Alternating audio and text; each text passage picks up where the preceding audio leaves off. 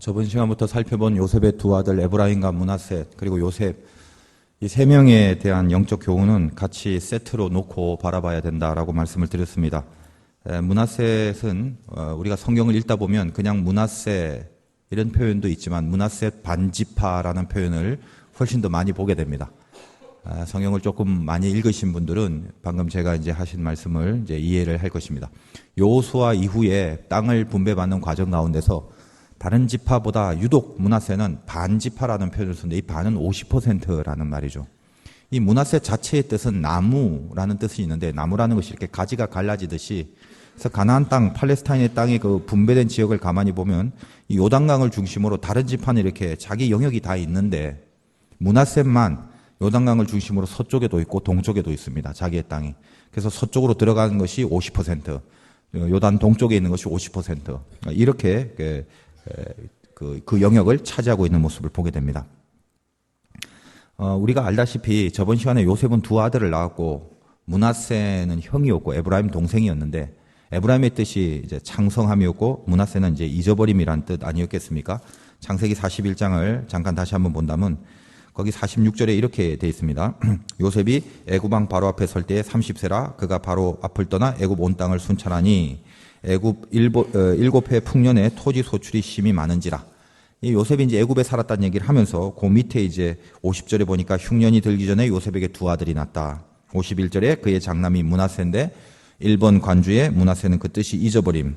하나님이 내게 내 모든 고난과 내 아버지의 온 집일을 잊어버리게 하셨다. 그게 므낫세의 의미. 그 다음에 52절에 차남의 이름은 에브라임. 관주에 보면 에브라임은 창성함. 하나님이 나를 내가 수고한 땅에서 번성하게 하셨다. 저번 시간에 이제 했습니다. 그래서 므낫세가 형이고 에브라임이 차자니까 잊어버린 다음에 창성합니다. 이 므낫세와 에브라임은 각각의 지파가 그의 삼촌과 같이 어깨를 겨루며 나란히 지파를 만들었기 때문에 사실은 므낫세, 에브라임은 따로 분리된 개념이 아니라 항상 성경에도 세트로 그 교훈을 얘기하고 있고 그 뿌리에는 요셉이 있다는 것입니다. 그러니까 요셉의 영성에 므낫세의 영성과 에브라임의 영성이 같이 있기 때문에 한꺼번에 다루면서 같이 봐야 된다라는 말씀을 이제 했습니다. 이 므낫세는 오늘 32,200명이 계수된 이 의미가 하나님 앞에 계수된 어떤 조건이 뭐냐라고 했을 때 비교하지 않는 믿음이었다. 오늘 말씀의 제목이 그거죠.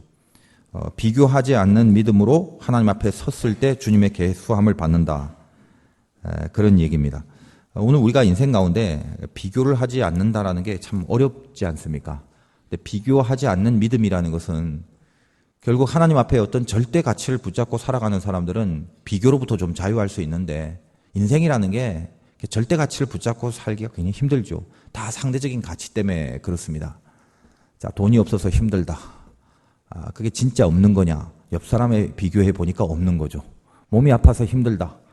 죽지 않고 살고는 있는데 그래도 교회 예배당에 나올 만한 건강은 있는데도 불구하고 난 왜 이렇게 몸이 아프냐고 힘든 이유는 옆 사람 건강한 사람하고 비교해 보니까 그러니까 상대적으로 내가 몸이 아프기 때문이고 살펴보면 거의 90% 이상이 전부 다 상대적인 비교를 통해서 나의 결핍과 공고함을 느끼기 때문에 속상하게 느껴지고 아프게 느껴지고 틀린 것 같이 느껴지고 잘못된 것 같이 느껴지고 그렇다라는 것입니다.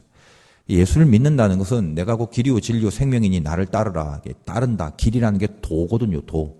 저는 그래서 신앙생활 한다는 건 일종의 도로 봅니다. 우리 어릴 때 도 닦아라 하면 굉장히 어려운 것 같지만 신앙생활도 사실은 도 닦는 거 아니겠습니까? 그거보다 훨씬 더 어려운 거죠. 왜?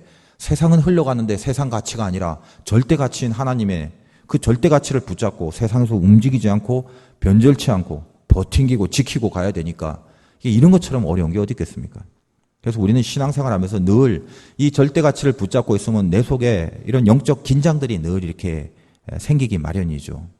긴장 풀리고 정신 풀리면 이 세상의 흐름 속에 모든 상대적 가치에 내 모든 것을 맡기면 그냥 이렇게 또 떠내려가는 인생이 될 수밖에 없다라는 것입니다. 여러분 예배에 나오면서 지금 무슨 생각하고 앉아 계십니까 혹시? 저도 마찬가지입니다만 매주 참 주일이 일찍 돌아옵니다. 그럴 때마다 나름대로 살떨리는 긴장이 있어요. 토요일은 거의 잠을 못 자요, 저는. 무슨 말씀을 많이 준비하는 뭐 그런 것도 아니지만 이 하루를, 이 주일을 하나님 앞에 온전히 예배를 드리고 여기서 선포되는 말씀이 나를 살리고 성도들을 살리고 이 세상의 싸움에서 이길 수 있는 검인데 빨리 이거를 이렇게 잘 가슴에 간직하고 가야 되는데 거기에 혹시 실패하면 어떠나. 또 이 세상의 흐름 속에 섞여서 분명히 내가 교인의 신분으로 살아가고 있지만 또 죄 속에서 허덕이고 빠져나오지 못하면 그럼 또 어떻게 하나. 낙담 절망 속에서 도저히 소망과 희망을 갖지 못하고 또 그렇게 나가 떨어져 있으면 어떻게 하나. 뭐 이런 걱정들이 제 안에 가득합니다. 그러니까 늘 저도 긴장을 하는 거죠. 오늘도 하나님께서 어떤 말씀을 주실까? 누구를 또 살릴까? 또 어떤 사람을 죄에서부터 완전히 돌이켜서 하나님 앞에 붙들리는 그런 성령의 은혜를 하나님께서 허락하실까? 이게 초미의 관심사 아니겠습니까? 여러분 가운데도 영적 긴장이라는 게 있어야 되죠. 그래서 일이나 현장이나 현실에서 긴장을 하면 그 스트레스가 돼서 몸에 안 좋아요. 근데 하나님 앞에 거룩하게 영적인 이 긴장을 하는 사람은요, 건강에 좋아진단 말이죠. 그러니까 긴장도 두 종류가 있어요. 영적 긴장은 거룩한 거고 좋은 거고, 세상 일, 현장, 현실의 긴장은 그 스트레스, 암이 되는 거죠. 암덩어리가. 우리가 이 세상의 긴장을 영적 긴장으로 빨리 극복해 나갈 수 있는 그 힘이 우리에게 필요하다는 것입니다. 오늘도 사실 이 자리에 앉아있는 여러분 가운데 아이고 또 예배 드릴 때가 왔으니까 오늘도 예배 드리고 잘 간다라는 것보다도 뭔가 이렇게 가슴 떨림, 두근두근함입니다. 두근두근함. 못 살았는데, 잘못 살았는데, 그리고 지금 내가 자리에 앉아있기는 알지만 내 속이 지금 다 뭉개져 있는데 이거 옆 사람은 모를 건데, 그러니까 빨리 이 안에 있는 속상함을 예배 가운데 하나님께서 만져주신다는 것에 대한 기대와 그런 어떤 사모함, 이런 것이 있는 사람이 예배 자리에 온전히 나온 예배자 아니겠습니까? 그래서 이 자리에 나와서 뭐 어떻게 하면 돼요? 내 자신의 것들을 하나님 앞에 다시 죽이고 또 다시 내가 제물이 되고, 참 인간이 자기가 죽기가 싫잖아요. 근데 예배라는 건 어차피 죽이러 나온 거니까 철저하게 말씀 앞에 내가 나를 죽일 수 있는 그런 간절함, 각오, 그런 긴장들, 이런 게 있다면 예배 속에서 내가 생각하지도 못하고 예상하지도 못한 하나님의 성령의 임재를 우리가 느끼게 됩니다. 그 힘 갖고 나가면 세상에서도 이길 수 있는 것이죠. 아무튼 혹시라도 지금 푹 죄악 속에 빠져서 헤매이지 못한다면 빨리 깨닫고 안 된다만 하지 마시고 하나님 간절히, 내 힘으로는 안 됩니다. 노력해도 안 됩니다. 이건 영적 문제이기 때문에 아무리 내가 알고 깨닫고 있어도 내 몸이 따라가지 않고 내 영성이 따라가지 않으면 절대로 돌이킬 수 없는 거거든요.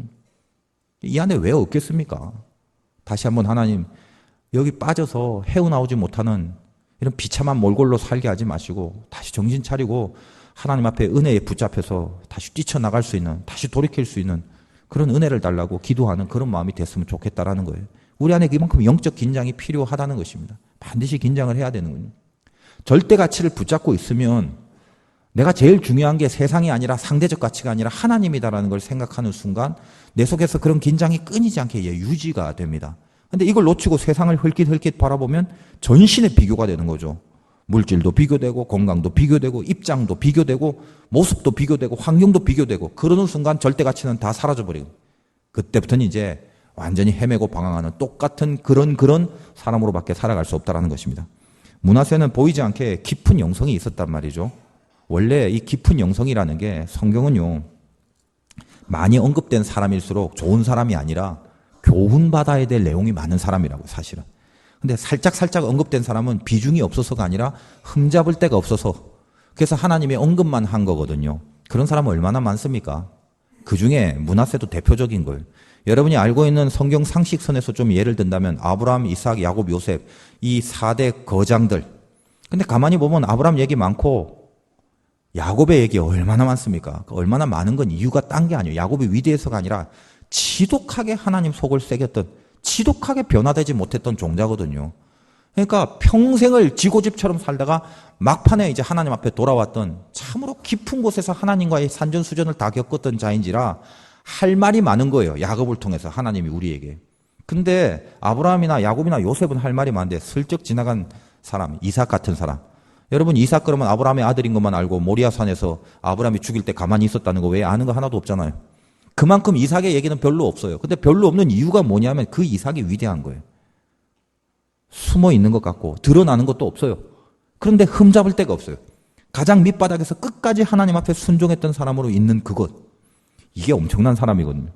저는 모르긴 해도 뭐 하나님이 심판자니까 제가 감히 이런 심판을 할 수는 없지만, 만약 하늘나라에 이런 보좌가 계급이 딱 있다면 내 거장 중에 아브라함, 이삭, 야곱 이런 것 중에 아브라함이 믿음의 조상이니까 제일 먼저, 그럴 수도 있겠죠. 그건 하나님 마음이니까. 근데 제가 생각할 때는 이 이삭이요, 야곱이나 아브라함이나 요셉보다 상당히 위에 있지 않을까. 뭐 그건 맞는지 틀린지 그건 중요한 게 아니니까 그냥 제 생각이 그래요. 왜? 성경에 흠을 안 잡았어요. 이삭에 대한 것은. 왜 지금 제가 이런 이야기를 합니까? 므낫셋 반지파, 저번 시간에 했던 에브라임처럼 북이스라엘의 창성함이라든지 예수님이 태어난 유다 지파의 강성함이라든지 이런 건 없었어요. 그래서 므낫셋는 얘기할 때 늘 므낫셋 반지파 50% 반 이렇게만 나가지. 그리고 별 위대한 것도 없죠. 차라리 장자로 태어났으면 장자의 권세를 갖고 살아야 되는데 동생한테 다 뺏기고 그냥 저 밑바닥에서 그렇게 살았단 말이에요. 그런데도 불구하고 가만 보면 므낫셋만이 요단을 기준으로 해서 동서를 다 차지하는 그 이상하고 신비한 그 하나님의 철저한 그 보호와 함께 하심에 대한 느낌을 가질 수 있어요. 그래서 므낫셋은 어떤 의미에서 보면 12지파 중에 이런 의미에서 깊은 영성 속에서 하나님 앞에 비교하지 않고 곳곳하게 믿음을 지켰던 그런 하나님의 절대 가치를 끝까지 붙잡았던 지파로 우리들에게 교훈이 되고 있지 않나 그렇게 생각한다는 것입니다. 오늘 우리도 하나님의 절대 가치를 붙잡으면 비교로부터 자유해야 됩니다. 비교하면 안 돼요. 하나님만 보고 가는 거예요. 이게 비교하지 않는 자입니다. 어떤 것이 비교하지 않는 자의 영성인가? 이 므낫셋을 통해서 좀 살펴본다면 그중에 제일 첫 번째가 잊어버릴 수 있는 믿음이 있어야 된다는 거예요. 자, 잊어버린다는 게 뭐냐? 옛날 걸 잊어버린다는 건데 우리가 잊어버린다는 것은 기억력이 떨어져서 잊어버릴 수도 있죠. 날이 갈수록 그죠? 어제 뭐 했냐 그러면 기억이 하나도 안 나요. 도대체 주차장에 차가 2층에 있는지 3층에 있는지 아무리 생각을 해도 기억이 안 날 때가 많아요. 저는 이렇게 사람들 보면서 나이가 들면 기억력이 사라진다는 것도 참 귀한 은혜인 것 같아요, 사실은. 우리가 살면서 좋은 일도 기억하겠지만 나쁜 일도 얼마나 많이 기억합니까? 근데 예를 들면 나쁜 일을 세월이 갈수록 계속 나쁜 일도 계속 생길 건데 그 나쁜 일을 세월이 갈수록 끝까지 그거를 그 당시의 상황과 그 당시의 느낌으로 계속 기억하고 있다면 그 사람 미쳐 폭발해버릴 거예요. 죽어버릴 거예요, 아마. 근데 어때요? 하나님이 우리를 적당히 기억력을 감퇴시키시사 그래서 세월이 가면 잊어버리게 하고 사라지게 하고 이것도 큰 섭리 같아요. 저희 어머니가 이제 병원에서 이렇게 그 간병 생활을 할 때는 가만 보니까 이 정신적인 것이 조금씩 약해지는데 그게 가만히 제가 보니까요 하나님의 섭리인 것 같아요. 그러니까 그 병원에 있으면서 제대로 움직이지 못한 상황에서 온정신을 갖고 그 현실을 받아들였다면 얼마나 힘들겠어요. 뭐 저희 어머니뿐만 아니라 요즘도 이게 신방하고 아픈 사람들 이렇게 많이 보면 참 하나님이 인간을 잘 만들으시고 알아서 자연스럽게 이끄신다라는 생각을 한다는 거예요. 이 므낫세의 영성 가운데 잊어버림이라는 건 므낫세가 아니라 요셉의 인생물이에요. 요셉이 자기의 잊어버릴 수 있는 믿음을 므낫세라는 이름에 지었기 때문에 이 므낫세의 영성 속엔 요셉의 인생의 모습이 반영이 되어 있는데 얼마나 잊어버릴 게 많습니까? 근데 그 잊어버림이 가능하기 위하여 필요한 게 뭐였나? 요셉이 기억력이 딸려서 치매가 걸려서 자기의 인생을 잊어버렸나? 므낫세를 넣고 나 이제 옛날 거 다 잊어버릴 거야. 그 자기의 기억력이 없어져서 잊어버린 게 아니라 그게 잊어버릴 수 있는 내용들이 아니거든요. 요셉의 과거가. 근데 어떤 거예요? 잊어버리기로 했다는 거죠. 다시 말해서 잊어버릴 수 있는 심정이 생긴 거예요. 이게 굉장히 중요하죠. 우리가 느꼈던 과거의 것들을 내가 잊어버릴 수 있는 마음이 왜 생기느냐가 중요한 거예요. 오늘 그래서 창세기 42장 1절에 보면 그 얘기를 이렇게 되어 있습니다. 그때 야곱이 애굽에 곡식이 있음을 보고 아들들에게 이르되 너희는 어찌하여 서로 바라보고만 있느냐. 야곱이 또 이르되 내가 들은즉 저 애굽에 곡식이 있다하니 너희는 그리로 가서 거기서 우리를 위하여 사오라. 그러면 우리가 살고 죽지 아니하리라 하매 요셉의 형 10사람이 애굽에서 곡식을 사려고 내려갔다. 지금 이 얘기는 요셉이 어렸을 때 해달별이 절하는 꿈, 곡식단이 절하는 꿈을 꾸고 나서 세월이 한참 흐른 뒤에 막 형들이 죽이려고 하다가 이제 팔려가서 결국 애굽의 총리 대신이 된 한참 세월이 흐른 뒤에 생기진 일입니다. 뭐냐? 애굽이 풍성해지는데 이스라엘이 흉년이 든 거죠. 그래서 야곱이 먹고 살 게 없는데 이 아들들 보니까 니네 뭐 하고 있냐면 우리가 지금 죽을 것 같은데 빨리 애굽이 흉년이니까 가서 곡식 좀 얻어오라고. 그래서 그들이 드디어 애굽으로 가고 요셉과의 랑데뷰가 이루어지는 거죠. 그래서 요셉과 만나게 된다는 것입니다. 무슨 말이냐 하면 이 이야기를 나중에 요셉이 애굽의 총리가 돼서 애굽뿐만 아니라 애굽의 흉년을 해결할 뿐만 아니라 자기 가족인 이스라엘 전체를 살릴 수 있는 입지로 하나님이 요셉을 사용하실 줄을 요셉은 어릴 때 꿈을 꿀 때는 정말 꿈밖에 꾸지 않았지 해석도 이해도 거기에 대한 어떤 느낌도 전혀 갖지 못했을 거예요. 해달별이 절하는 게 부모와 형들이 나한테 절하는 건지도 몰랐을 거라면 만약 그걸 알았더라면 그 얘기를 할 수 있었겠나요? 자, 형들이 그 얘기를 들은 거예요. 뭔지 모르겠지만 어린 놈이 와서 형 나 꿈 꿨는데 해달별이 막 11개가 절하더라. 뭐 곡식단이 절하더라. 가만히 생각을 해보요. 그때 그 형들 사이에 그 걔네들이요. 그 심리적으로 굉장히 그 치열한 긴장 속에 있는 애들이. 이제 어르신 말고 이제 어렸을 때 얘기를 애들이라고 한다면. 자, 아버지 야곱인데 라헬, 레아, 딸린, 시녀, 빌하, 실바. 그러니까 각각 배다른 자식들인데 아버지의 권세와 그 어떤 재물과 그 자리에 대한 승계를 놓고 얼마나 치열한 심리적이 일어났을까. 그렇지 않았겠습니까? 그래서 서로 형제지만 뭔가 알력 다툼이 계속 있었겠죠. 심리적으로. 근데 어느 날 요셉 툭 튀어나왔어요. 근데 요셉이 누구예요? 아버지 야곱이 제일 사랑한 라헬이 난 얼마나 초미의 관심사요. 근데 요셉이 나가고 채색 옷을 입고 거기다가 막 아버지가 해주니까 꿈을 꿨는데 니들 그런 얘기는 안 했죠. 그냥 별이 절한다 뿐인데 형들이 알아듣기는 그 촉이 있는 대로 세워진 상태에서 요셉이 꿈 얘기를 하니까 저거 봐라. 저놈이 야망이 있네. 신앙적으로 생각은 안 했겠죠. 그냥 야망과 야심의 기준으로. 그래서 얘를 죽여야겠다는 일에는 전부 다 동의하죠. 한 명도 반대 안 하죠. 다 살인 교사, 살인 동조. 왜? 공공의 적이니까. 그래서 그를 이제 완전히 뭐 버리는 정도가 아니라 멀리 떠내는 보낸 정도가 아니라 완전 죽이려고 구덩이 파묻고 그냥 거기다 매장을 시켜버리잖아요. 근데 그때만 해도 오늘 읽었던 바로 이 본문 애굽의 흉년이 들고 이스라엘의 흉년이 들 것을 요셉을 통하여 다 극복하게 할 줄 요셉이 꿈을 꿀 때는 몰랐단 말이에요. 그거를. 그 구체적인 사실만큼은. 그런데도 불구하고 그가 므낫세를 낳고 자 그래 내 모든 과거를 잊자. 그렇게 잊을 수 있는 고백을 한 이유가 뭐냐 하면 말씀드렸다시피 정말 기억력이 감퇴해서가 아니라 나중에 살아봤더니 하나님이 나를 이것 때문에 이렇게 보냈구나라는 걸 깨닫게 되고 그리고 그걸 깨달아서라기보다는 그걸 깨닫기까지 전체 과정 가운데 우린 요셉의 얘기를 얼마나 잘 알아요. 어려운 상황, 고난, 사람 붙잡을 수 있는 기회, 죄만 조금만 저지르면 편안하게 살 수 있던 숱한 유혹 속에서도 놓치지 않았던 것이 하나님에 대한 절대 가치. 그거 하나 놓치지 않았죠. 그러니까 하나님이 내 인생을 이끈다라는 거. 요셉을 꿈의 사람, 비전의 사람이라고 그러는데 엄밀하게 말하면 그가 꾼 꿈 내용을 요셉은 몰라요, 사실은. 나중에 애굽의 총리 대신 될 거라고 해석을 못했단 말이지. 근데 뭘 믿었어요? 뭔진 모르겠지만 인생이라는 건 나한테 달린 것이 아니라 하나님의 섭리 안에 내 인생이 달렸다라는 건 철떡하지 믿고 살았던 그런 요셉이었다는 거예요. 그 절대 가치를 붙잡다 보니까 인생에서 자기 마음대로 흐트러지거나 세상적 상대 가치에 섞여갖고 범죄를 하거나 나를 풀어 헤치거나 긴장 다 풀고 살아가는 짓을 안 했단 말이죠. 다시 말해서 옛날을 잊어버릴 수 있는 모든 거는 뭐냐면 말씀드렸다시피 그것이 가벼운 사건, 약한 사건이어서가 아니라 그 옛날의 과거보다 훨씬 자기에는 강력한 뭔가가 있었어요. 그게 뭐냐? 인생은 하나님의 섭리가 이끌어 주신다. 그래서 옛날의 일이 나의 지금과 미래를 결정하는 것이 아니라 나를 이끄시는 하나님의 섭리가 내 인생을 결정한다는 걸 믿었단 말이에요. 그래서 옛날 거를 비로소 잊을 수 있는 심정이 생겼다는 거예요. 왜? 훨씬 센 거, 하나님이 내 인생을 이끈다는 이 섭리에 대한 불같은 확신이 나로 하여금 옛날 것, 잘못된 것, 억울했던 것, 못됐던 것, 틀렸던 것을 잊을 수 있는 심정을 주게 됐다는 것입니다. 이게 므낫세의 영성 속에 요셉이 그대로 심어놓은 요셉의 마음이에요. 오늘 우리가 비교하지 말아야 될 것은 무엇입니까?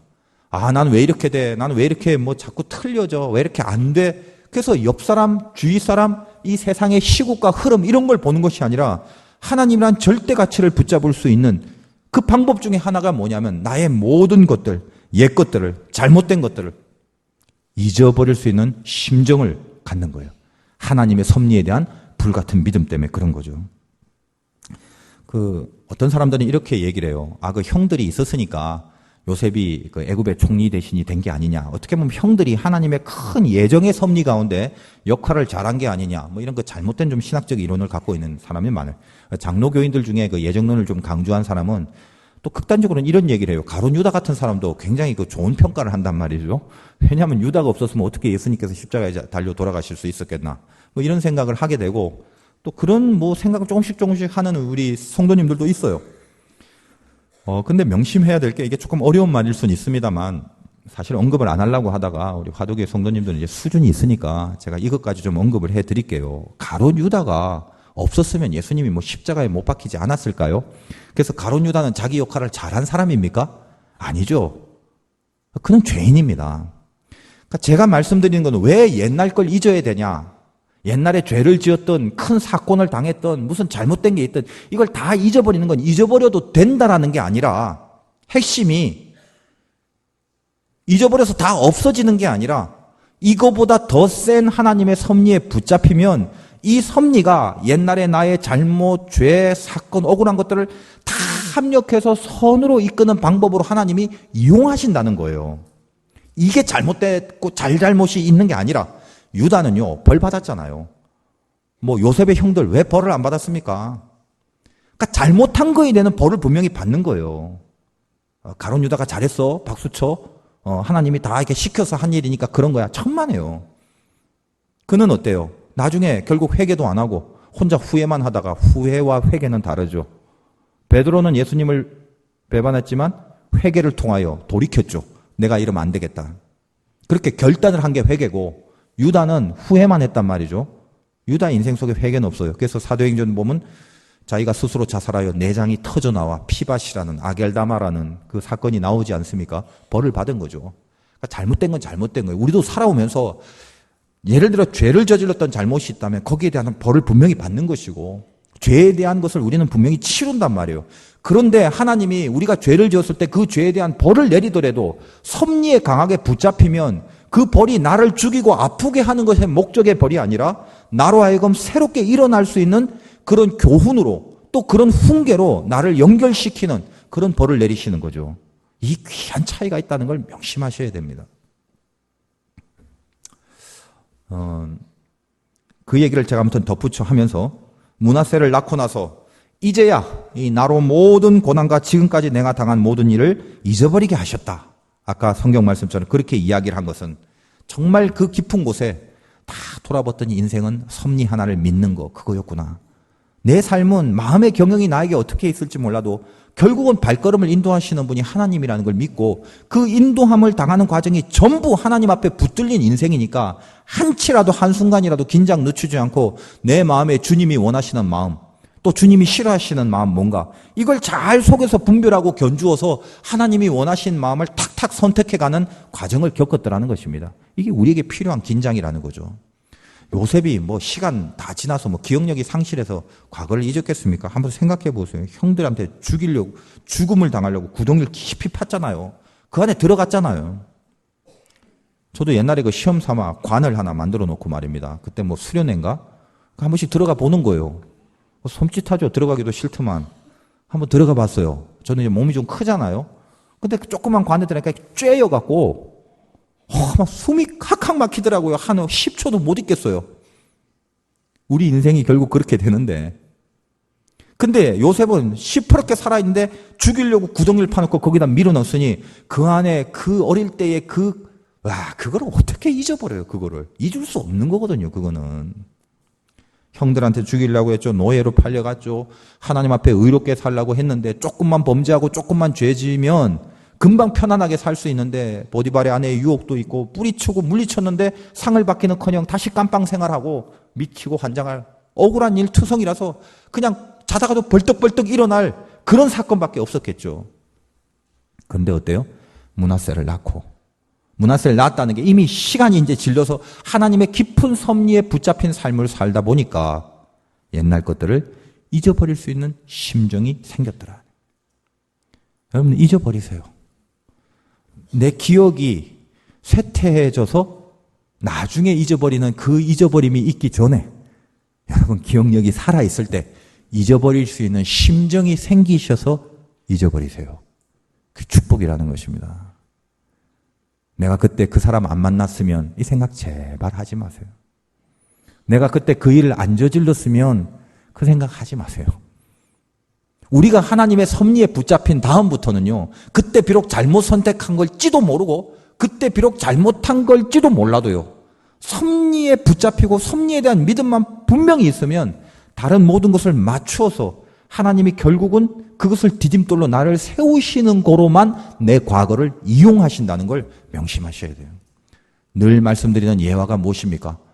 소경이 태어났는데 나면서부터 소경에 대한 모든 세인들의 관심은 왜? 얘 과거가 어땠는데? 얘 부모가 어땠는데? 얘 조상이 어땠는데?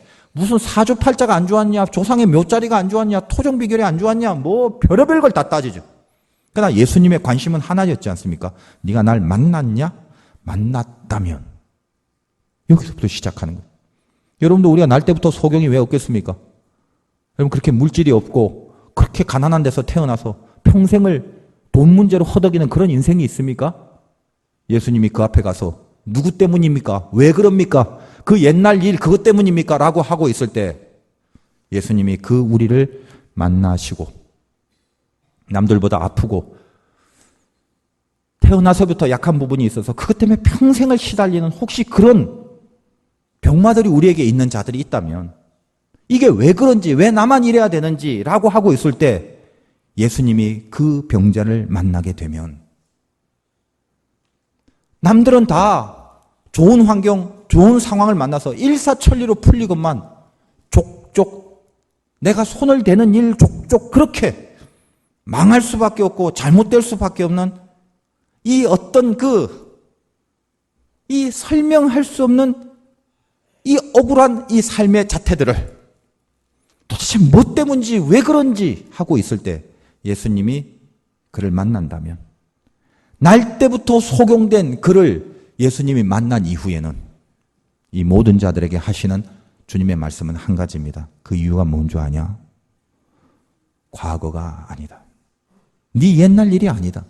그게 잘못됐어가 아니라 이제부터 네가 나를 만났다면 하나님이 하시고자 하는 일을 나타내는 것뿐이다. 우리의 고난, 아픔, 잘못, 결핍, 부족, 병약함, 죄 속에 빠져 헤매이지 못하는 연약한 영성마저도 주의 섭리 안에 붙잡히고 예수 그리스도를 만나는 믿음 안에 포섭되기만 하면 이제부터 우리에게 남은 건 옛날 때문에 망하는 결론이 나오는 것이 아니라 하나님이 하시고자 하는 일을 나타내 보이는 운명으로 그 미래로 우리를 이끌어 주신다는 것입니다. 이것이 우리의 믿음입니다.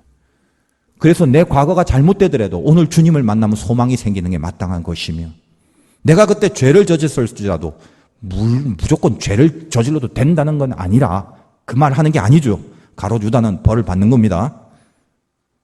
그 죄 속에라도 나를 망하게 하는 결론이 아니라 다시 돌이켜 짓지 않게 결단하며 죄 속에 빠지지 않도록 다시 결심하여 하나님이 원하시는 더 거룩한 것으로 더 하나님과 친해지고 가까워지는 그런 분발과 노력으로 나를 이끄실 거라는 걸 알기에 그래서 내 옛날의 모든 것을 그냥 잊어버리는 거예요. 여러분 집안에 보기만 하면 이가 갈리는 그 사람이 있다면 잊어버리십시오. 그 사건을 잊어버리세요. 여러분의 남편을 잊어버려 주시고 여러분의 아내를 잊어버려 주세요. 여러분의 자녀와 부모를 잊어버려 주세요. 억울한데요 하고 이 갈지 마세요. 억울한 걸로 치면 이 세상에 예수님보다 억울하신 분 없어요. 그분 따라가신다면서요. 내가 이 갈 일이 없다는 걸 아는 게 신앙입니다. 예전에 성경을 읽으면서 주님이 너무 광신도를 원하시나 성경을 봤더니 나를 따라려거든 처자식이고 가족이고 다 버리래요. 그래야 된다고 광신도가 돼야 되나 고민을 많이 했습니다. 근데 나중에 깨닫게 된 건 결국 그겁디다. 여러분 제가 여러 번 말씀드렸다시피 마지막 하나님 만나게 되면요 나와 하나님 외에 아무것도 생각 안 나요. 그 애지중지 키웠던 여러분의 자녀들 그때는 아무 상관이 없어요. 여러분 인생하고 냅둬요. 그냥 망하든 말든 그냥 저분께 맡겨요. 그냥 그건 뭐 안달보달해서 될 문제가 아니라니까요. 지 알아서 크는 거예요. 다 하나님 앞에 기도만 하세요. 마지막에 내가 하나님 만나서 할 수 있는 말은 내 주변의 사람에 대한 얘기가 아니란 말이에요. 왜 하나님이 모든 것을 버리고 가족마저도 버리라고 했나? 인간은요 참 연약해요. 하나님 앞에 온전히 붙들리는 믿음을 갖고 있어야 비로소 주님의 마음으로 내 모든 주변의 사람을 볼 수 있게 되는 거지. 주님 앞에 붙들리지 않으면 지 아무리 인격적이고 지 아무리 윤리적이고 지 아무리 공부를 많이 하고 지 아무리 수련을 많이 해도 결국은 갈라짐이며 분열이며 미움이며 다툼이며 증오이며 그렇게 갈 수밖에 없는 게 인간이라는 걸 아셔야 된다는 것입니다. 그래서 성경이 진리예요. 일단 나한테 붙들려라. 다 버리고 나만 붙잡아. 이 절대가치에 붙잡히고 다시 봐라. 모든 것이 주님의 마음으로 보여진다는 것입니다.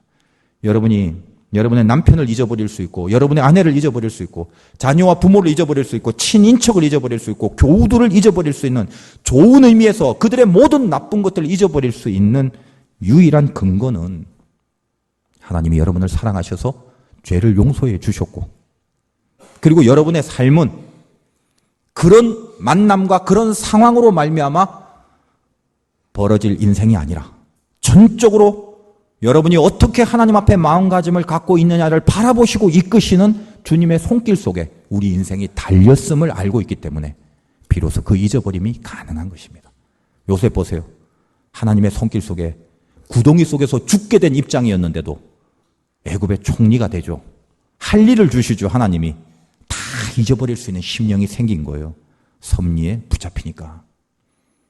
여러분 인생 가운데도 마찬가지입니다. 이 므낫세 속에 이 요셉의 신앙이 투영돼서 비교하지 않고 절대같이 붙잡기 때문에 많은 것들을 잊어버릴 수 있었다는 거예요. 따지지 마세요. 억울하게 생각하지 마세요. 하나님이 제일로 중요한 절대가치에 붙잡히게 되면 다 잊어서 버릴 수 있는 영성이 생깁니다. 그걸 위해서 기도할 수 있기 바라요. 지금 잠깐 고민하고 있는 분들 있죠. 웃잘까? 웃자게는 뭘 잊어요. 잊어버리라니까. 여러분에게 떨어진 하나님의 말씀이 비교하지 않기 위해서는 두 번째로요. 자기 정결에 집중해야 됩니다. 그게 비교하지 않는 사람이에요. 창세기 48장에 보면 이제 요셉이 그 자기 아들을 데리고 그 아버지한테 가지 않습니까? 그래서 여러분이 뭐 알다시피 48장 10절에 이스라엘은 야곱인데 야곱의 눈이 나이로 말미암아 어두워서 보지 못하더라. 요셉이 두 아들을 이끌어 아버지 앞으로 나가니 이스라엘이 그들에게 입맞추고 그들을 안고. 이 야곱 입장에서 막내 요셉이 오랫동안 못 만나다가 이제 만났는데 손주까지 데리고 왔으니 얼마나 기뻐요. 축복해주고 싶겠죠. 그래서 요셉이 아버지 두 아들 손주니까 축복 잘해주세요. 큰 놈이 므낫세예요. 그래서 오른손을 므낫세에 얹어야 되는데 저번 시간에 얘기했죠. 양손을 겹작을 해갖고 오른팔에 막내인 차자인 에브라임을 얹고 왼팔로 므낫세. 그러니까 요셉이 보니까 아버지 왜 그러세요? 뭐 노망이 드셨나요? 야곱이 안다. 내가 일부러 그랬다. 내 마음속에 그 감동이 와서 한 거다. 묻지 마라. 따지지 마라. 그래서 결국 어땠습니까? 이 에브라임은 저번 시간에 잠깐 언급했지만 차자라는 한계가 있지만 엄청나게 창대해졌죠. 하나님의 약속에 붙잡혀서. 그래서 그 얘기는 이제 저번 시간에 했지만 이제 오늘은 므낫세 입장에서 좀 보자는 거예요. 억울하죠. 왜요? 자기가 받아야 될 건데 그 창성함은. 근데 보세요. 므낫세가 망했냐? 망했지 않았다는 것입니다. 이제 지파로 형성돼서 신명기 33장에 가면 모세가 그 지파에 대하여 축복을 하는 장면을 우리는 보게 됩니다. 거기에는 항상 이 요셉, 므낫세, 에브라임 세트이기 때문에 따로따로 축복을 안 해요. 33장 16절에 신명기 땅의 선물과 거기 충만한 것과 가시떨기 나무 가운데 계시던 이의 은혜로 말미암아 복이 요셉의 머리에 그의 형제 중에 구별한 자의 정수리에 임할지로다. 그는 첫 수송아지 같이 위엄이 있으니 그 뿔이 들소의 뿔 같도다. 자, 요셉에게 들소의 뿔이 있다는 건 뿔이 두 개니까 에브라임과 므낫세가 있다는 거예요. 이것으로 민족들을 받아 땅끝까지 이르리니 그 뿔들, 즉 요셉의 아들들이 땅끝까지 지파를 형성해 나는 말이거든요. 백성을 이룰 것이니 곧 에브라임의 자손은 만만이요 므낫세의 자손은 천천히로다. 자, 만약 이 구절에서 다 좋잖아요. 요셉한테 아들 둘이 있고 막 들소에 뿌리고 막 지파를 형성하고. 근데 이 중에 딱 하나만 빠지면 딱 좋겠죠. 므낫세 입장에서는 에브라임은 만만이요 므낫세는 천천히요 하니까 만만만 딱 빼면, 에브라임은 만만이요만 빼면 이런 들소의 뿔 같은 하면서 므낫세는 천천히로다. 아, 좋잖아요. 근데 이게 좋다가 안 되는 이유가 뭐냐면 지는 천천인데 천천만 있으면 감사하고 황홀한데 에브라임이 만만인 거죠. 그것도 지 동생이. 웬만한 사람이 이걸 딱 들으면 오라 나는 천천이고 지는 만만이고. 대표적으로 사울과 다윗 아닙니까? 사울은 어때요? 지가 높은 사람인데 천천이고 다윗은 만만이. 그때 이제 돌아버린 거죠. 근데 므낫세는 어때요? 자기 정결에 집중했다. 이 말은 뭐냐면 비교하지 않은 거예요. 저게 마치 야곱과 에서처럼 야곱이 자기 인생을 알기 때문에 양수를 겹쳐하면서 둘째를 하나님의 약속에 근거하여 뛰어 올린 것처럼, 그런데 에서는 야곱을 끝까지 비판했죠. 이렇게 부북을 끓고 있었죠. 므낫세가 아까 뭐가 위대하다고요? 그래, 너 만만해라. 만만해. 난 천천도 좋아. 너는 만만해. 한 번도 성경에 에브라임에 대한 안티를 걸지 않았어요. 그래서 늘 므낫세와 에브라임은 쌍으로 하나님 앞에 축복을 받고 쌍으로 이렇게 나간단 말이죠. 윈윈이란 말이에요. 윈윈. 므낫세 혼자 살 입장이었는데 그 축복과 믿음의 조건 때문에 저 밑에서 부각되지도 않을 에브라임까지 올리고 자기도 그 자리를 지키는, 그래서 요단을 동편으로 서편으로 이 두 지역을 다 차지했던 유일한 지파 므낫세. 의미가 있지 않습니까? 어떤 거예요?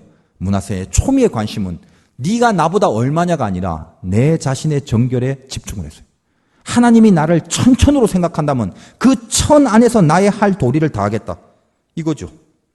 이게 우리 신앙에 있어서 얼마나 중요한지 몰라요. 상대적인 초라함, 이런 거에 절대 실망하지 않습니다. 절대 가치를 붙잡는 것은 초미의 관심사가 남이 나보다 어떻다가 아니라 하나님이 나에게 어떻더라가, 이게 초미의 관심사죠. 이 절대 가치를 붙잡고 있었기 때문에 남이 잘 되는 것을 질투하거나 시기하거나 그것으로 말미암아 상대적인 나의 가치를 평가절하하지 않습니다. 하나님이 나를 어떻게 생각하냐, 그거죠. 시기하지 않고 질투하지 않고. 성경에 보면 마리아 마르다가 나오지 않습니까? 마리아는 곱게 앉았고 말씀 듣고, 마르다는 부엌에 가서 막 설거지하고 밥 준비하고. 누가 더 좋은 거예요? 누가 좋은 건지 몰라요. 마리아가 천천히든 마르다가 만만이든, 마리아가 만만이고 마르다가 천천히든, 그건 모르겠어요. 천이냐 만이냐의 그 기준은 그거는 누가 정하는지는 모르겠단 말이죠. 그러나 하나님이 보시는 관점은 얘가 만만이라고 기뻐하고 천천히라고 무시하는 게 아니지. 예수님께서 뭐라고 하셨습니까? 둘 다. 그러니까 누가복음에 보면 정확하게 그 얘기가 나오는데, 가만히 있었으면 좋은데 천천히든 만만이든 각자의 천천과 각자의 만만에서 하나님 앞에 집중을 하면 되고 자기의 정결에 집중을 하면 되는데, 저기 부엌에서 부엌대기가 안티를 딱 걸었단 말이죠. 주께서 대답하여 이르되, 그러니까 그 앞에서 무슨 안티를 보냐, 주여 내 동생이 나 혼자 일하는 게 드는 것을 생각하지 아니하시나이까? 그를 명하사 나를 도와주라 하소서. 삐진 거죠. 지금 이게 무슨 내가 이거 좋아서 이러고 있냐, 나도 네 앞에서 이렇게 딱 이렇게 폼 잡아가면서 말씀 탁 받아 적고 얼마나 멋있어요. 나 이렇게 하고 싶은데 내가 여기서 손에 이거 물 안 묻히면 어떻게 지금 이거 섬기고 예수님 먹을 것도 좀 해드리고 이래야 되는데, 거기 집중하면 되잖아요. 근데 삐진 거죠. 예수님, 저 동생 저러고 있는데 내버려 둘 거예요. 그때 주님이 대답하여 이르시되, 마르다야 마르다야, 네가 많은 일로 염려하고 근심하나 몇 가지만 하든지 혹은 한 가지만이라도 족하니라. 잘 들으세요. 마리아는 이 좋은 편을 택하였나니 빼앗기지 아니하리라. 자기에게 정해진 게 천천일 때가 있고 만만일 때가 있단 말이죠. 예수님께서 말씀 듣는 게 좋은 건지 손에 물 묻히는 게 좋은 건지에 대한 평가가 아니라, 네가 물을 묻히고 있다면 그 물 묻히는 것에 집중할 수 있어야 된다. 너는 마음에 이미 근심이 들어갔다. 근심의 헬라어는 메림나조란 말인데 원래 원어의 뜻은 갈라지다란 말이에요. 그게 우리 마음속에 근심이 있으면 100% 마음이 갈라지죠. 왜 갈라지냐? 절대 가치가 상실되면요, 상대 가치 때문에 마음에 근심이 온다는 거죠. 여러분 근심에 가만 생각해 보세요. 90% 이상은 다 상대 가치 때문에 그래요. 이해는 해요. 이해는 하지만 평생 우리가 수련해야 될 게 그거 아니겠습니까? 예수님이 그거 수련하라고 얼마나 좋은 말씀 많이 하셨어요. 달란트를 툭툭 던져줬는데 한 달란트짜리가 욕을 치사하게 받아버렸죠. 왜? 이거 못하겠다는 거예요. 땅에 파묻었다는 거예요. 지는 잘한 줄 알아요. 왜 땅에 파묻었을지 이유 아세요? 그거? 여러분 한 달란트가 시가 얼마인 줄 아세요? 지금 우리나라 돈으로 환산하면? 저도 잘 몰라요. 확실한 모르겠는데 대강 이게 10,000원 단위인지 10만 원 단위인지 100만 원 단위인지 견적은 나오죠. 한 달란트는요, 한 40억에서 50억 정도예요. 그거 갖고 뭘 못해요? 근데 그가 땅에 파묻은 이유는 딱 하나밖에 없어요. 옆을 딱 봤더니 쟤는 5달란트네. 이거 갖고 뭐 하겠냐 이거죠. 틀린 생각이죠, 그거는. 그래서 그걸 땅속에 파묻어 놓고 좋다고 해요. 얼마나 큰 질책을, 슬피 울며 이를 갈미 있는 그 질책을, 근심은 마음이 나눠진 것입니다. 하나님 앞에 집중을 하게 되면 중요한 거죠. 마리아와 마르다 누구라도 그 일에 헷갈리지 않고 절대 가치를 붙잡고 집중할 수 있었다면 그게 하나님 보시기에 가장 중요한 그리고 가장 바른 신앙의 모습이라는 것입니다. 토기장이가 그릇을 많이 만들었는데 어떤 건 금으로 만들 수 있고 은으로 만들 수 있고 어떤 건 흙으로 만들 수 있고 그렇지 않습니까? 간장종지도 있을 수 있고 개밥그릇도 있을 수 있고 항아리도 있을 수 있고 근데 그릇이 금이냐 은이냐는 중요한 게 아니에요. 이게 그릇이라면 이 그릇의 영광은 그릇으로서 사용이 돼야 되는 거죠. 뭘 거기에 담아야 되지 않습니까? 그게 그릇의 영광 아니에요. 가끔 라면 끓여 먹을 때 제가 천장에 문을 열고 그 냄비에다 끓이면요. 옛날에 냄비에다 끓여서 바로 먹었는데 국물 마실 때 혀를 많이 대더라고요. 그 냄비가 쇠니까. 그래서 이러면 안 되겠다 싶어서 유리 그릇을 내는데 처음 유리 그릇 위에 있는 걸 빼면 절대 그거 갖고 안 먹어요, 저는. 아시죠? 왜 그런지. 제일 위에 있는 거는 먼지가 껴 있단 말이죠. 물론 그걸 가서 설거지를 한번 하면 되는데 귀찮잖아요. 그러니까 그거는 밑으로 놓고 그 다음 그릇을 빼서 항상 거기에 부어 먹습니다. 라면 하나 먹는 것도 먼지 있나 없나 따지는데 하나님이 당신의 나라를 건 영광스러운 쓰임을 그것을 요구하는 시점에서 우리 마음이 금이냐 은이냐 크냐 작냐를 원하시겠습니까? 얼마나 네가 하나님 안에서 자기 정결에 집중하고 있느냐 이거죠. 저는 인생 살면서 제일 위험한 게 정말 위험한 게 그건 것 같아요. 목사 아닙니까? 목회를 하는데 잘해야 되겠죠. 근데요 내 속이 더러워갖고 먼지가 찌득찌득 껴있는데 교회가 부흥할 수 있어요. 이게 치명적이에요. 그 남들은 이렇게 얘기하겠죠. 이 목사 뭐 열심히 하고 뭐 실력 있고 뭐 유능하고 오만 좋은 얘기를 다 할 수도 있어요. 왜? 교회가 막 부흥되면. 천만에만만해요. 내 속에 먼지를 내가 아는데 스스로 속아버려서 일이 잘 되니까 먼지가 아무리 껴도 일이 잘 되는 걸로 끄떡끄떡 살아가는 이게 가장 위험한 거예요. 가장 위험한 거예요. 여러분 여기도요. 잘 보세요. 망해서 자꾸 기도가 간절해지고 가슴을 치는 아픔이 있어도 기도의 자리로 나오려고 하는 게 축복이라는 걸 제발 좀 믿으세요. 잘 돼서 기도가 멀어지고 가만히 있어도 풀리니까 망고 내 안에 먼지가 덕지덕지 앉아도 신경이 안 쓰이는 그 인생은 버림받은 인생이에요. 이걸 아셔야 돼요. 이걸 깨달으셔야 돼요. 여러분이 저를 위해 기도해 줄 때도 딴 거 없어요. 자기 정결, 욕심, 더러운 먼지 이런 게 끼면 많은 사람들 구원시키고 나 혼자 구원 못 받고 이런 모순이 어디 있어요?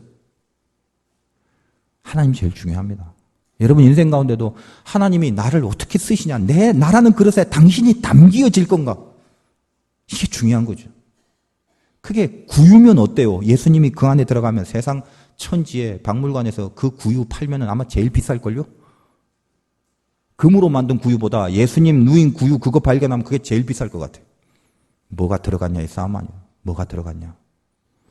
이 문화세는 어떤 것입니까? 자기 자신이 초라하고 왜냐하면 좀 억울할 수 있겠지만 자기 정결에만 집중했다고요. 네가 나보다 이거 아니라 지금 내가 얼마나 깨끗하냐.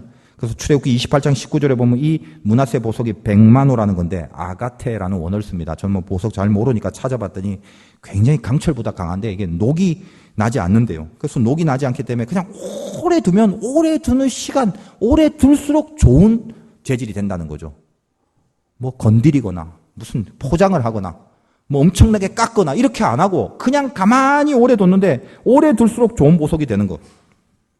문화세 아닙니까? 가만히 그 자리에서 과장되거나 앞서거나 꾸미거나 포장해서 우월하게 보이려고 한 게 아니라 그 자리에서 천천히면 천천인 대로, 백백이면 백백인 대로, 만만이면 만만인 대로 나에게 주어진 상황과 삶 속에서 내 정결함을 지켜내는 데 집중했기 때문에 타의 추종을 불어, 비교를 불허하는 하나님 절대가치를 끝까지 붙잡았던 믿음, 이게 우리에게 요구되고 있다는 것입니다. 여러분 이제 잊지 말아야 될 것이 여러분 인생 하나님 다 보고 계시고 하나님의 섭리가 여러분들의 운명입니다.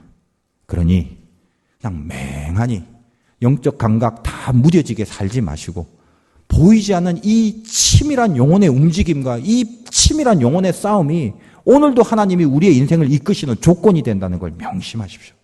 더러운 자리에 있다면 빨리 벗어나시고 하지 말라는 거 하고 있으면 빨리 끊으시고 하라는 거 안 하고 있으면 빨리 하시고 내 안에 영적인 긴장이 에너지로 뽑아내져서 하나님 앞에 뜨거운 삶을 살아가는, 불같은 삶을 살아가는 그 삶을 다시 한번 계획하시고 결단하시는 은혜가 있으시길 주님의 이름으로 축원드립니다.